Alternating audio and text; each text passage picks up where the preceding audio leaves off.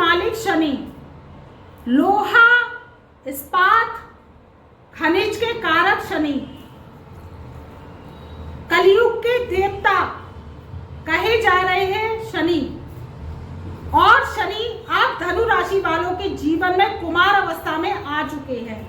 तो ये कुमार अवस्था का प्रभाव धनु राशि वालों के जीवन में क्या उत्तम समय लेकर आ रहा है, इसी विषय पर मित्रों आज हम विस्तृत चर्चा करेंगे कि धनु राशि वालों के जीवन में जो कुमार अवस्था में शनि आ चुके हैं, किशोरावस्था में शनि आ चुके हैं, कर्मों के मालिक हैं, आपके अखंड साम्राज्य राजयोग के मालिक हैं और धनु राशि पर आप कैसे वर्ष 2024 में कृपा दृष्टि बरसाएंगे, इसी विषय पर आज मैं आपको एक बहुत ही अच्छी नॉलेज और जानकारी देने आई हूँ। आपके सामने शनि की कुमार अवस्था का जो विस्तृत वर्णन है वो आपके साथ करने आई हूँ। तो नमस्कार मित्रों, आपका बहुत बहुत स्वागत है आपके पसंदीदा प्रोग्राम गुड लाइफ एस्ट्रो में। आपसे बिना आग्रह और निवेदन है कि आप हमारे YouTube चैनल पर नए आए हैं तो चैनल को लाइक करें, सब्सक्राइब करें और बेल आइकन के ऑल वाले बटन को प्रेस करें, जिससे हमारी वीडियोस की नई नई नोटिफिकेशन आप तक पहले से पहले पहुंच सके। और हमारे फेसबुक और इंस्टाग्राम को भी ज़्यादा से ज़्यादा फॉलो कर सकते हैं, जिससे आपको बेहतर से बेहतर नॉलेज प्लस वीडियो मिल सके।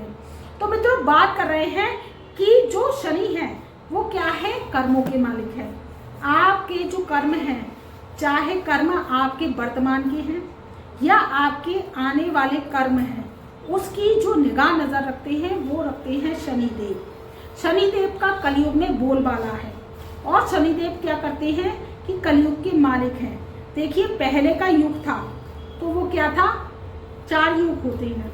तो पहले का युग था वो क्या युग था, सबसे पहला था सतयुग। सतयुग में क्या था, सत्य की प्रबलता थी। जो सत्य की राह पर चलता था उसे मुकाम मिलता था, क्योंकि वो देवगुरु बृहस्पति का समय था। और जब जो दूसरा समय आया वो क्या आया, द्वापर आया। तो द्वापर में भी जो गुरु और शुक्र की अधिकता आई, वहां पर कृष्ण का जन्म हुआ। और जो क्या कहते हैं सतयुग था, वहां पर राजा राम हुए। तो क्या है, सत्य की अधिकता थी, सत्य पुरुषोत्तम राम की विजय थी। तो वो क्या था, गुरु का समय था। और जब समय आगे बढ़ा तो द्वापर आया। द्वापर में शुक्र और गुरु की अधिकता हुई। तो क्या वहां पर क्या हुए, भगवान कृष्ण हुए, अर्जुन हुए, गीता का सार लिखा गया। तो वो क्या हुआ, द्वापर हुआ। त्रेता हुए, त्रेता में कर्ण हुए। कर्ण क्या थे, राजा कर्ण थे, उन्होंने दान धर्म बनाया। कलयुग में जो दान धर्म चलता है, श्राद्ध पक्ष आते हैं, वो कर्ण के द्वारा ही आते हैं। क्योंकि कर्ण की एक कथा है, वो मैं आपको आगे वीडियो में बताऊंगी, लेकिन आपको थोड़ी सी मैं जानकारी दे रही हूँ। तो कर्ण हुए, तो राजा कर्ण ने सोने का दान किया था। तो सोने का दान जब वो देते थे तो वो क्या हुए, प्रेत लोक में गए। तो वो क्या है, भोजन को नहीं बांटते थे प्रजा को। तो फिर क्या हुआ कि पुनः आए वो पृथ्वी पर। आने के बाद में क्या हुआ कि यमराज ने कही कि आप ऐसा कर लो, तो 15 दिन के कनागत बन गए। तो भोजन का दान किया तो वो गए, तो वहां पर उन्हें भोजन मिला। तो वो क्या था, त्रेता था। अब क्या है, चौथा चरण जो कि कलयुग है।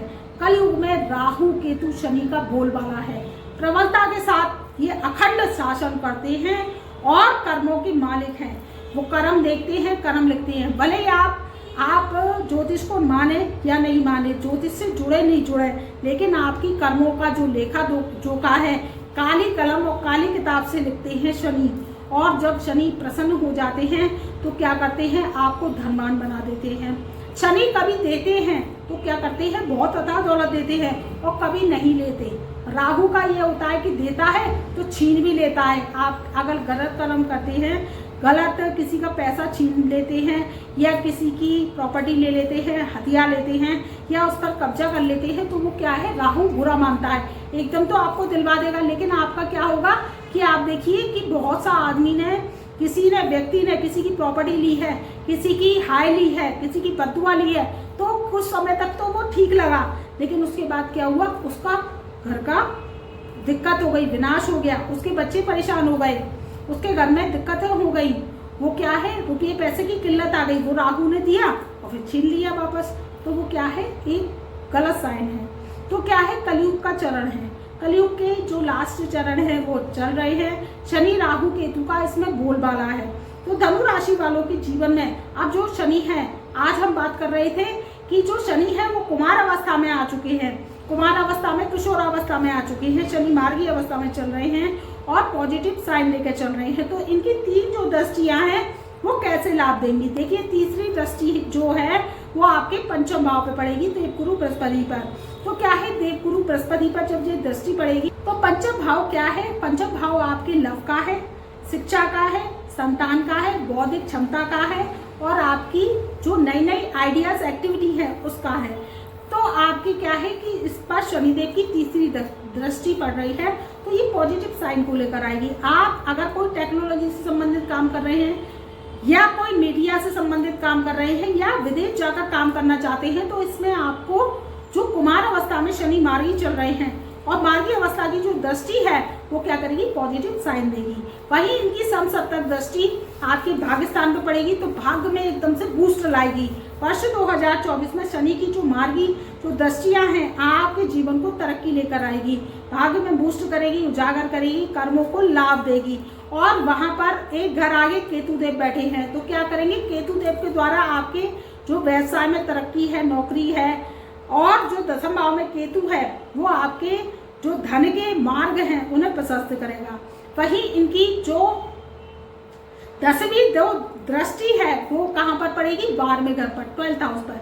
तो 12th हाउस विदेश का होता है, आपके मांगलिक कार्यों का होता है, आपके रुपये पैसे की खर्ची का होता है। तो आपका शुभ मांगलिक कार्यों पर पैसा खर्च होगा और आपके जो कार्य है वो बनेंगे। विदेश जाना चाहते हैं तो विदेश चले जाएंगे, विदेश में शिक्षा लेना चाहते हैं तो विदेश में शिक्षा लेंगे। बस इसका आप थोड़ा सा ध्यान रखिए कि थाना, दीवान, कोर्ट कचहरी कराने की भी जिम्मेदारी ये लेते हैं। तो किसी से वाद विवाद में आपको पड़ना नहीं है, उलझनों में पड़ना नहीं है और रट्टे, फजीयत और फसाद से आपको दूर रहना है। तो ये समय आपके लिए शुभ रहेगा।